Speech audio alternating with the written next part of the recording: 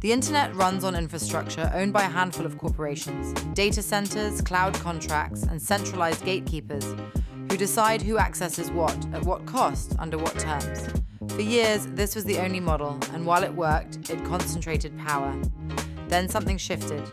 In January 2026, Decentralized Physical Infrastructure Networks, DePIN, generated over $150 million in on-chain revenue.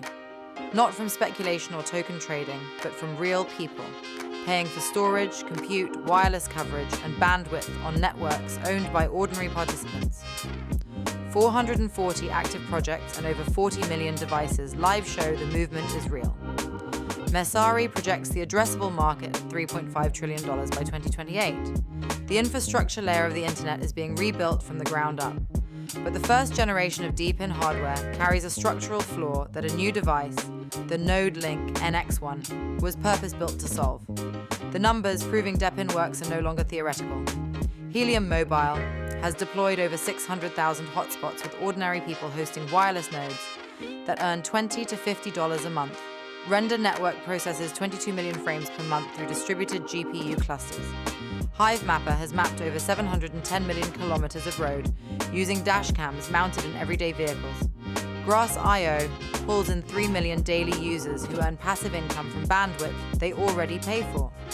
Each of these is a functioning business that generates real on-chain revenue and proves decentralized infrastructure works at scale. But look closer, and a pattern emerges. Every one of these networks requires its own dedicated hardware. A Helium hotspot does wireless but does not share storage or contribute compute.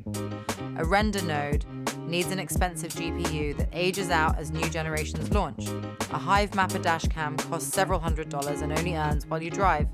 Grass runs in a browser which has a low barrier but also low earnings and no hardware layer. If you want to participate across multiple DePIN networks, you need multiple devices, setups, and cost bases. Every new DePIN project that launches has to roll out its own hardware from scratch, which is capital intensive, slow, and fragmenting the movement. The problem is not that these networks do not work, but that they work in isolation with value accruing in silos. Specialized hardware has a life cycle. GPUs depreciate, dashcams break, and hotspots need optimal placement or they earn nothing. The first wave of DePIN proved people will participate. The second wave needs to prove they only need to do it once. NodeLink took a different approach with the NX1. Built as a foundational multi-tenant platform any DePIN project can deploy onto.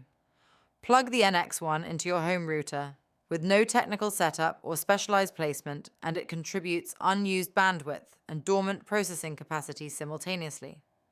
The device processes workloads at the network edge, offering lower latency than centralized cloud, and doing so passively for the user. The defining difference is the architecture. NodeLink positions the NX1 grid as an open foundational layer, so third-party projects don't need to roll out their own hardware. One device can host multiple networks and multiple reward streams, enabling stacking of revenues. Each new project that joins the NX1 grid increases utility and earning potential for every node operator already there. That creates a fundamentally different economic model. Not one device per network, but one network that hosts them all. The NX1 comes with a 5-year suite of services that people already pay for today.